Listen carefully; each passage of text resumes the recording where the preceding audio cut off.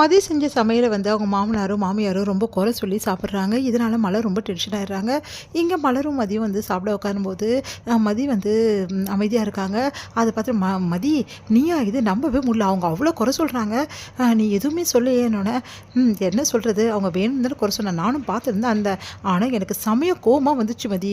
நீ நல்லா தான் குழம்பெல்லாம் வச்சுருந்த, எல்லாமே நல்லா தான் இருந்தது, ஆனால் இன்றைக்கி வந்து அவங்க நல்லாவே இல்லைன்னு பொய் சொல்கிறாங்க மதி அப்படின்னோடனே, அது எனக்கும் தெரியுங்க்கா, என் மேலே இந்த கோவத்தில் அவங்க அப்படி தானே சொல்லுவாங்கன்னு எனக்கும் தெரியுங்க அப்படின்னோடனே, இருந்தாலும் இவங்க இப்படிலாம் பண்ணுறது கொஞ்சம் கூட எனக்கு பிடிக்கல மதி, வெறுப்பாக இருக்குது எனக்கே.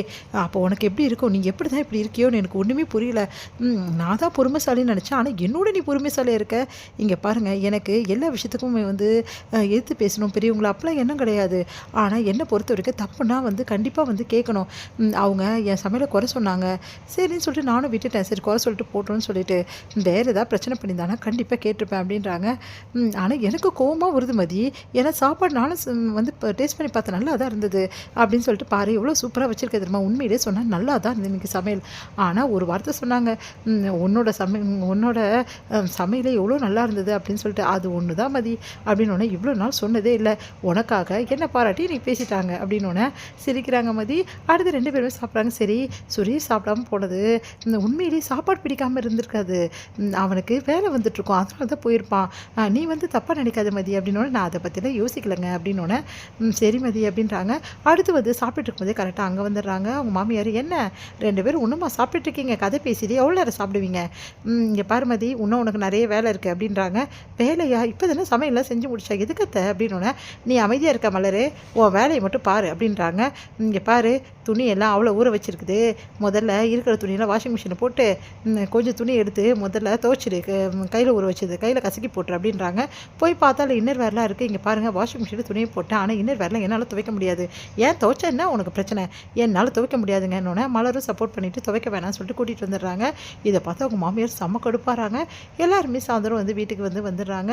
அப்போ அவங்க மாமியார் வந்து இந்த பிரச்சனையை எடுக்கிறாங்க, இந்த மாதிரி பண்ணுறாங்க, ஏன் துவைச்சா என்ன பிரச்சனையா இவங்களுக்கு அப்படின்னு சொல்லிட்டு உடனே பாக்கிறதுக்கு செம்ம கோவம் வருது. இங்கே பாருமா, அவங்க இன்னர் வேறு அவங்கவுங்க தான் துவைக்கணும், வீட்டுக்கு வந்த மருமகளை துவைக்க சொல்கிறது என்ன நியாயம், ஏமா இப்படிலாம் இருக்க நீ, அப்பாவோடது அப்பாவே துவைக்க சொல்லு அப்படின்னு அப்பா அப்படி பார்க்குறாரு ஆச்சரியமா.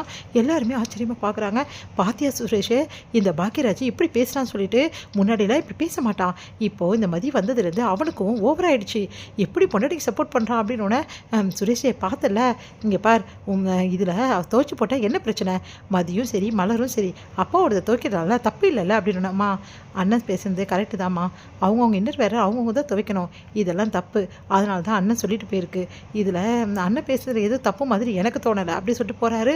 அதெல்லாம் கேட்டு செம்ம டென்ஷனாக பார்த்தீங்கன்னாங்க, இவனும் இப்படி தான் சொல்லிட்டு போகிறான். சரி விஜயலட்சுமி நான் பார்த்துக்கிறேன், என்ன என்னோடய துணியை நான் துவைக்கணும் அவ்வளோதானே, நான் துவைச்சிக்கிறேன் வீடு, அது எப்படிங்க உங்களுக்கே உடம்பு சரியில்லை, என்ன துவைச்சா தேஞ்சா போயிடுவாளுங்க இவனுங்களாம் அப்படின்றாங்க.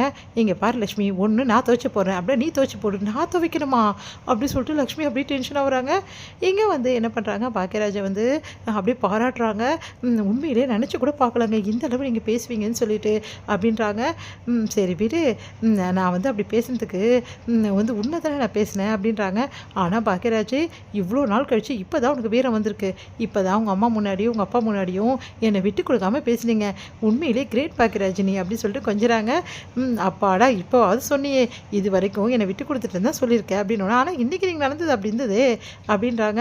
ஆனால் ஒன்றுங்க, உங்கள் அம்மாவும் உங்கள் அப்பாவும் பண்ணது கொஞ்சம் கூட சரியில்லை, மதியை எப்படிலாம் கஷ்டப்படுத்துகிறாங்க தெரியுமா, நான் அப்போவே நினச்சேன் மதி வீட்டில் இருக்காளே என்னடான்னு சொல்லிட்டு, ஏங்க மதிக்கு ஒரு வேலை பார்க்கணுங்க அப்படின்னோடனே, வேலையா, ஆமாங்க அவள் ஆல்ரெடி செஞ்சிருந்த வேலையும் கான்ட்ராக்ட் முடிச்சுட்டு அமுச்சு வச்சுட்டாங்கங்க, நீங்கள் ஏதாவது தெரிஞ்ச இடம் இல்லை யாராவது ஸ்கூலு அந்த மாதிரி காலேஜ் அந்த மாதிரி ஏதாவது இருந்தால் மதிக்க கொஞ்சம் சொல்கிறீங்களா அப்படின்னோடனே, சரி மலரே கண்டிப்பாக நான் இந்த விஷயத்துக்காக ஹெல்ப் பண்ணுறேன், அவள் ப்ளீஸுங்க, அவள் இப்படி பார்க்குறதுக்கு எனக்கு கஷ்டமாக இருக்குங்க, அவள் எப்போவுமே காலைல போயிட்டு சாயந்தரம் வருவா, துருன்னு இருப்பா, ஆனால் இப்போ ஏதோ வந்து மனசு கஷ்டத்தோடு இருக்கா, இந்த சுரேஷும் வந்து அவளை புரிஞ்சுக்க மாட்டேங்கிறான், அவளை காயப்படுத்துகிறான், அவன் என்ன தாங்க பண்ணுவான்னு, சரி மலரே நான் கண்டிப்பாக பண்ணுறேன்றாரு.